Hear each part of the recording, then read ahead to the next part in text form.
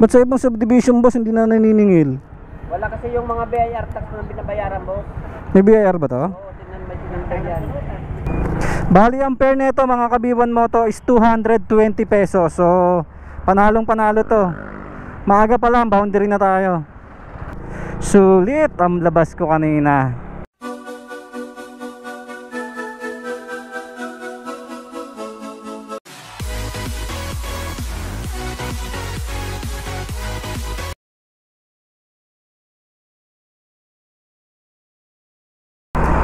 Good day mga kabiwan moto. Welcome back to my channel. Ngayong araw is babiyahe tayo kay Grab as usual. Ngayong araw nagahan natin. Anong oras na? 6:11 AM. Pero kanina pa tayo gising, alas 4. Nag-pause na tayo sa bahay kanina. So hindi tayo pinapasukan. Kaya lumabas na ako ngayon kasi 6 na. Ang purpose na pagbiyahe ko na to kasi medyo matumal ngayon. Kaya babiyahe tayo ng maaga para makauna tayo, makarami na agad tayo. Kasi pag tanghali medyo matumal na. Dalawa lang tayo ngayon bago mag alas 9. Okay na yun. Sana makakuha tayo. Tsaka isa to sa mga way para lumakas uli yung account natin. Actually hindi naman mahina account natin. Talagang konti na lang yung orders. Pag mga ganong oras na, mga 9 to 12. Kasi nga yung mga tao nakakalabas na, maluwag na, alert level 1 na tayo dito sa Dasmariñas. Kaya siguro yun yung naging epekto no sa aming mga rider. Pero kung didiskarte ka lang, tsatsaga-tsagain mo lang, makikita ka pa rin naman, maganda pa rin naman yung kita. Pero hindi na katulad nung mga nakaraan na wala pang 30 minutes, papasukan ka na. 15 minutes, papasukan ka na. Ngayon, minsan maabot ng 30 minutes, 45 hanggang 1 oras. Yung iba, inaabot ng 2 hanggang 3 oras. Depende yon ha.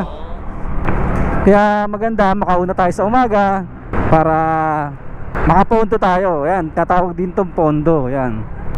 Ganitong oras kasi medyo mataas yung gems. 6 to 8. 15 gems kasi siya. Sakali makakuha tayo ng tatlong orders between sa 6 to 8 AM, makakaisang butas na agad tayo sa incentives natin. So malaking bagay yun. Para pagdating ng alas 9, babalik siya ng 10 gems after ng 8 AM. Kaya ngayong araw is nag-decide tayo na bumiyahe kay Grab ng maaga uli. Hindi na naman bago sa akin yung pagbiyahe ng ganitong oras. Dahil ginawa ko na to noon. Dati nga mas maaga pa eh. Alas 3 minsan lumalabas na ako ng bahay. Pero dahil hindi na naman tayo naghahabol ng magpalakas ng account, so hindi ko na ginagawa yon ganun kaaga. Ginawa ko kasi yung dati, yung 3 AM ang labas, is nung nagpapalakas pa ako ng account ko para makapagsabayan ako yung sa tanghali. Pero ngayon kaya naman natin makipagsabayan yung account natin. Okay naman ha. Talaga lang medyo konti na yung mga orders na napasok ngayon. Kaya ngayon papunta tayo dito sa may tatambayan natin, dito sa McDonald's Antlers. Dito tayo tatambay kasi dito naman talaga yung pondohan ko noon. Ewan ko lang kung may mga rider na rito. Ayun, may rider na. May mga nakatambay na rito. Ayan, dito tayo tatambay. Ayan mga kabiwan moto, nandito na tayo. So dito tayo tatambay sa Antlers McDonald's. Dito tayo maghihintay ng mga booking natin. Ayan, update ko kayo pag nakakuha na tayo. Ayan mga kabiwan moto, pinasukan na tayo ng yellow cab. Dito yan sa likod ko. So habang hinihintay natin, magsha-shoutout muna tayo.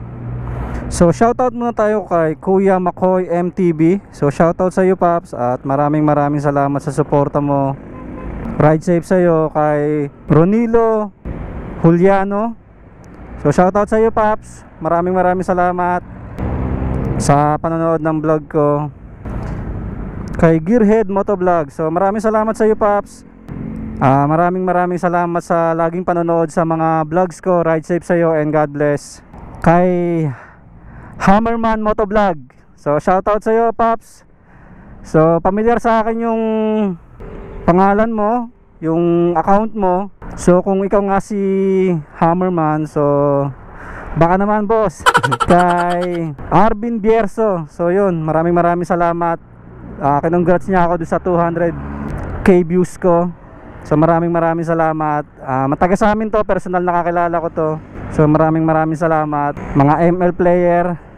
And salamat kay Jimboy Sobremonte. Yo, nagpapa-shoutout si Jimboy. Pinapanood niya daw lagi yung vlog ko. So shoutout sa iyo. Ano pala to? Check nyo yung page niya. Nag-ML siya. Nag-stream din siya. Ayan, ilalagay ko na lang yung ano niya, si Cygnus. Yan, kung familiar kayo, kung nag-ML kayo, yan ang account niya, Cygnus. And maraming salamat sa iyo at lagi mo ako pinapanood. Yan, personal nakakilala ko rin to, si Jimboy Sobremonte. So maraming salamat. And then shoutout din tayo kay Ted. Yan, si Ted. Kasama ko siya dito sa Walter na natambay. Grab rider din siya. Yan, malakas ang account niyan dito sa Walter. Sabi nga ni Boss Allen, pag naka 1K daw, uwi na, wag na sumagad. Ayun. Tsaka kay Boss Allen, shoutout din sa'yo, Boss Allen. So maraming salamat sa suporta nyo. And ride safe sa ating lahat. Tsaka yung lahat ng mga Grab rider dito sa Walter Mart, dyan sa tinatambayan ko. So maraming salamat sa inyo dyan. Tsaka kay Sunny Ray Salazar, shoutout sa'yo, Sunny Ray Salazar. So maraming salamat sa suporta mo. Kahit di ka nanonood, pa-shoutout, di ka naman nanonood.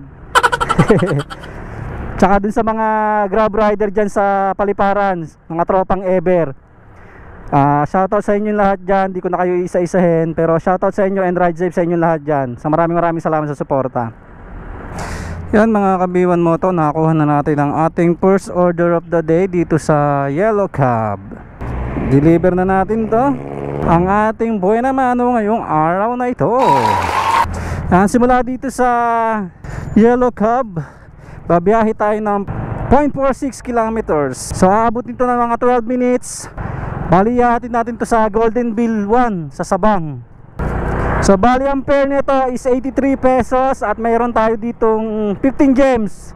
So pag umaga, mataas yung gems. Mataas ang gems natin sa umaga ng 6 to 8. Yan. Yun yung talagang tina-target natin para magkabutas agad tayo sa incentives natin. Bali magandang panimula to kasi maaga, pinasukan agad tayo. Sana mahabol natin kahit makadalawa pa tayo bago mag alas 8 para makabutas na agad tayo sa incentives natin. Yun yung target ko ngayong araw na to. Yun lang muna para may pondo na tayo.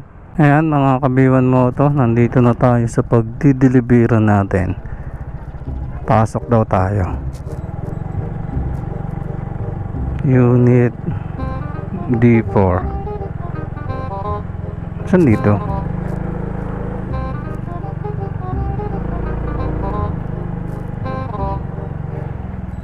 Dito. Apartment pala to. Deliver natin. Apo sir. Okay. Thank you po sir. Ay mga kabiwan mga to, na-deliver na natin 83 pesos. Bilis ng 83. Lapit lang. So balik tayo dun sa may Dasmariñas Bayan. Kuha tayo ng second order natin. Pag wala, balik tayo dun sa pinanggalingan natin. Alright. Yan mga kabiwan mo to, pinasukan na tayo ng ating second orders dito sa Army Navy. Sakto pagpunta natin dito, pinasukan agad tayo. Ayan, check natin mga kabiwan mo to kung okay na. Yun mga kabiwan mo to, nakakuha na natin ang ating orders dito sa Army Navy. So batch order siya, so ibig sabihin dalawang order siya. So ngayon papunta tayo sa first drop natin. Dito lang malapit sa Manuela Bilang, simula rito sa Army Navy. Bali naka 22 gems ang makukuha natin dito. Medyo lugi lang tayo sa fare kasi dinagdag ni Grab is 167 lang. Ang unang deliver natin nung hindi pa siya nagkakaroon ng batch o hindi pa siya nagiging dalawa is 140. Nung naging batch order, 167 lang. So medyo lugi talaga pag batch order. Mas maganda yung paisa-isa lang. Kasi kung paisa-isa lang to, ang minimum nito is 47. Pero dahil nag-batch siya, 27 lang dinagdag niya. Tapos yung sa gems, ang dinagdag niya is 7 lang. Dapat 15 to eh. Kung paisa-isa lang to, 15 gems tayo. Pero okay na rin to. At least meron. Magkano boss? 10 pesos po. 10? Ba't sa ibang subdivision boss hindi na naniningil? Wala kasi yung mga BIR tax na binabayaran, boss. May BIR ba to? Oo, tingnan may sinantay yan. Saan? Saka private, boss, dito public. Yung mga public subdivision ng papagawa ang government eh. Sa Orchard wala eh. Private yun eh. Kunti-kunti lang yung mga nabibigay 10 yung pinapagawa rito eh. Sige sige. Ayan mga kabiwan mo to. Pag naganasya pa natin. Pero tama naman kasi bawal naman na kasi talaga maningil sa subdivision ngayon. Eh, sabi niya may tin daw. Eh di wow. Kasi kung tutusin dapat hindi talaga sila naniningil kasi nagbabayad naman yung may-ari na yung mga homeowners eh ng maintenance nila monthly. So bakit kailangan pa nila maningil, di ba? Yun is para sa akin lang naman. Kasi sa ibang subdivision di na sila naniningil. Eh wala tayong magagawa. Hindi tayo makakapasok pag di tayo nagbayad. Although na masisingil naman natin sa customer to. Pero syempre abala pa rin yun. Ayan mga kabiwan mo to, maiba tayo. Papunta na ako dito sa first delivery natin, sa first drop off natin, dito sa batch order natin. So ganun lang kalayo. Dito tayo sa Columbia. Check ko kung anong number ng bahay. Yun, nandito tayo mga kabiwan mo to.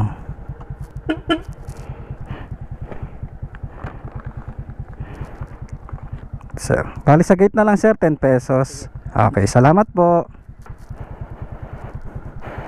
Yun mga kabiwan mo to. Hintayin na lang natin yung sa gate. Thank you po. Yun mga kabiwan mo to. Nakakuha na natin ang ating na-deliver na natin ang ating first order. So on the way tayo ngayon sa second deliver natin. Simula dito sa first drop off natin, biyahe tayo ng 8.3 kilometers. So abutin to ng 16 minutes. Yun nga mga kabiwan mo to, no? Yun, binayaran naman tayo ni sir dun sa gate. Kaya okay lang. So tapusin ko na yung issue dun sa gate na yun. Kanya-kanya naman policy yan. So wala naman tayo magagawa ron. Susunod lang naman tayo.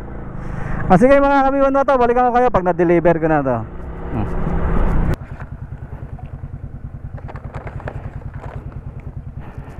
Ito sir. Online na lang po yun, te. Ay sige, sa maraming salamat. Salamat po.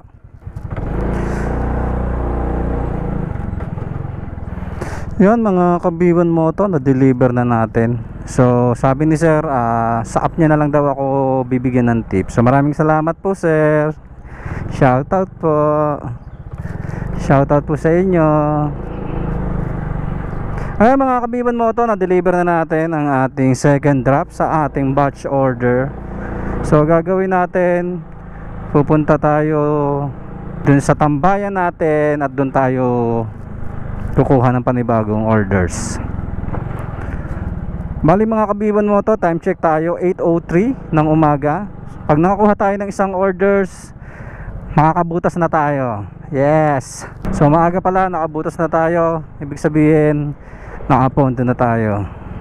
So yan talaga ang kagandahan mga kabiwan mo to, ng maaga. Maaga ka magsisimula, maaga ka rin makakakota, maaga ka makakabutas. So hindi katulad mamaya, hindi na tayo maghahapit gaano. Idadrop ko pala muna to, hindi ko pa nadadrop. Sa yung tip ni sir, bibigyan niya daw ako ng tip eh. Yeah, 167. Job complete. Yun mga kabiwan mo to, pinasukan na tayo ng ating pang-apat na orders. Medyo natagalan tayo, inabot tayo ng 30 minutes pero okay lang. Kasi ito na yung pang-unang butas natin ngayong araw. So maaga pa, 9:18 pa lang pero nakabutas na tayo. So yun yung advantage talaga pag maaga ka nagsimula. So ito yung kailangan nyo kung matumal yung account nyo o matumal yung araw. So babiyahe tayo ng 2.9 kilometers, bali 63 pesos pang per neto. Bali abutin tayo ng mga 11 minutes. Kaya maganda mga kabiwan mo to, kung tingin nyo matumal o matumal ang account ninyo, ito yung dapat ninyong gawin. Ito yung tamang diskarte na dapat nyong gawin. So ang napili kong diskarte, dahil nga matumal, pagka tanghali na, napili ko o naisip ko na lalabas na ako ng maaga para makauna na tayo, makapondo na tayo. So pumupondo tayo. Pero syempre hindi naman sa lahat ng pagkakataon makakakuha tayo. Siguro sa ngayon sinuwerte lang tayo kasi nakabutas agad tayo, nakaapat tayo ng orders natin. So lumabas tayo ng 6. So within 3 hours nakuha natin yung unang butas natin sa incentive natin. At nakaapat na orders na tayo. So goods na yun. Hindi na masama yun. Napakaganda nun.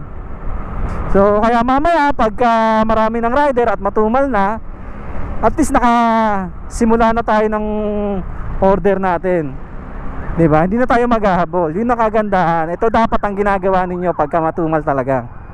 Ito yung tamang diskarte para sa akin, ha. Ito yung pinakatamang diskarte na pwede kong gawin, na naisip ko. Magkabot kami ma'am, sir.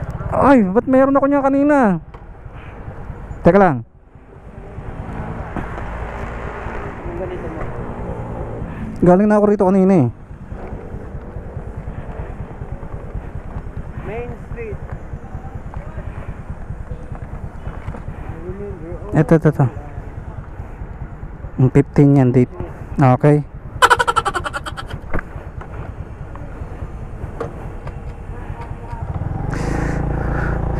Ayun. Mali pala yung nadampot kong resibo.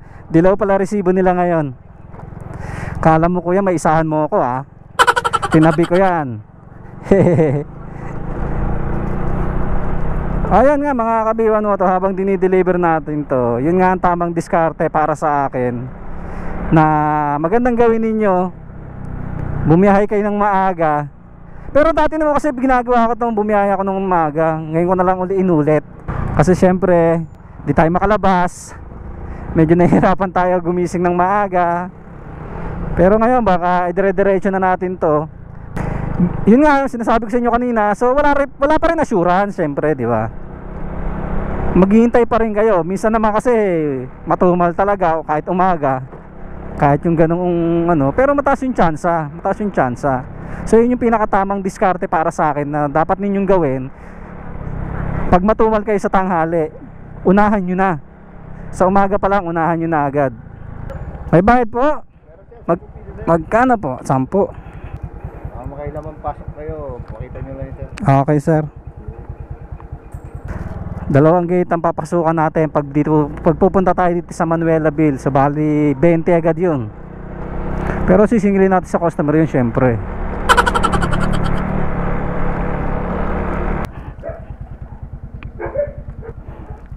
Eto sir, bali 369 po. Opya, sorry. 369. Sir? Ay, salamat sir, ha. Thank you po. Yun mga kabiwan mo to. Bukod dun sa 4 na butas natin, binigyan tayo ni sir ng tip. Salamat sir, salamat. Wag doon na daw suklian. Bali binigyan tayo ni sir ng 31 pesos na tip. Sa tip pa lang panalo na tayo mga kabiwan mo to. So salamat nga pala dun sa mga customer namin na nagbibigay ng tip, although hindi naman na kailangan, pero maraming salamat po sa appreciation na binibigyan niyo sa amin. So napakalaking bagay po niyan sa amin, lalo na't ngayon napakamahal ng gas. Napakalaking bagay po sa amin. Thank you po sa mga customer na ganyan. Shoutout sa lahat ng customer na ganyan. So mga kabiwan mo to, nakabutas na tayo finally. within 2 hours, within 3 hours nakabutas na tayo. So gagawin natin, babalik tayo din sa tambayan natin and magpapatuloy tayo sa ating pagdi-deliver. Pero ngayong araw mga kabiwan moto, medyo masama ang panahon. Parang umuulambo na naman. Pero sana wag naman tumuloy para hindi masira yung biyahe natin. Sana magdire-diretso. Ayan mga kabiwan moto, balikan ko kayo pagka nakakuha na tayo ng mga orders natin. Ayan mga kabiwan moto, nakakuha na natin ang ating pang-5 orders. So medyo malayo to mga kabiwan moto, babiyahe tayo ng 13 kilometers. Shout out Josh. Babiyahe tayo ng 13 kilometers. So abutin tayo ng 25 minutes. Bali ang fare nito mga kabiwan moto is 220 pesos. So panalong panalo to. Maaga pa lang, boundary na tayo. Kaya maganda talaga yung mga nakakauna ka na, nakapag warm up na pati yung account mo, at dire-diretso na yung pasok ng orders. So magandang pangitain to dahil dire-diretso na yung orders natin. 60-60 sana. Salamat po. Apa, salamat. Ayun mga kabiwan moto, na deliver na natin at goods na goods, 220. Sarap sarap. Bali naka-5 booking na tayo. Kumita na tayo ng 536 sa 5 booking sa loob ng 4 hours. So naka 500 tayo, 536 sa loob ng 4 hours. Sulit ang labas ko kanina. So mga kabiwan mo to, balikan ko kayo pagka nakakuha na ulit tayo at medyo malayo-layo yung babalikan natin, if in case hindi tayo pasukan dito.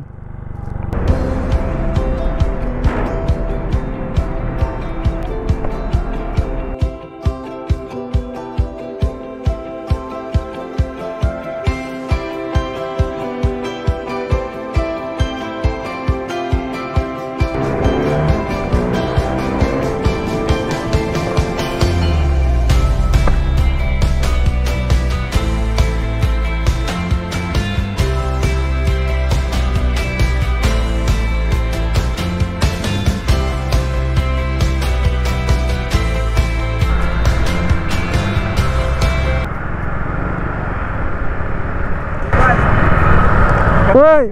Ha? Kahit? Ay ka nanonood ng vlog nyo sir eh. Ha? Ay ka nanonood ng vlog nyo. Ano pangalan mo? Shoutout ka? Marvin Louie. Marvin Louie, shoutout! Ako eh. Ha? Naka-record ako! Nakilala mo ako sa motor? Opo, sa motor. Sige sige. Marvin Louie! Opo, Marvin Louie po. Okay. Shoutout! Shoutout! Ano po po? Sige, ingat! Salamat!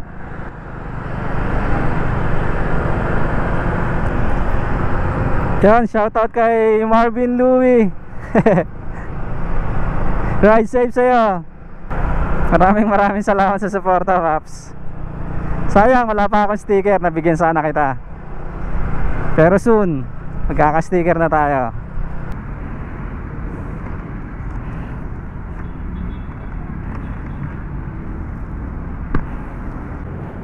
Yung sa ano po to, Kuya Jay no? Kuya Jay no? 278. Okay na pa. Okay na pa. Ay, salamat po. Yun mga kabiwan moto, natapos na ang araw natin. So yun yung pinaka best way sa tingin ko, na naisip ko na pag matumal, kailangan natin magpondo. Para umaga pa lang, nakapag-umpisa na tayo, nakakuha na tayo. O sakaling tumumal ng tanghali, at least meron na tayong nasimulan. Kaya mas maganda, mas maaga ka tayo lumabas para tayo ang mauna sa booking. Dahil pag umaga, wala pa tayong mga kasamang ibang rider, kaya mataas yung chance na pasukan tayo ng mga orders. Maraming salamat sa pagsama sa akin ngayong araw. Siguro mga kabiwan, hanggang dito na lang. Sana nagustuhan ninyo at naging informative sa inyo ang video natin ngayong araw. Sana po ay patuloy nyo po akong suportahan sa mga susunod ko pang mga vlogs at sa walang sawang pagsuporta sa akin. Always remember mga ka-B1 Moto, pray before you ride. Ride safe. God bless. B1 Moto out. Bye bye.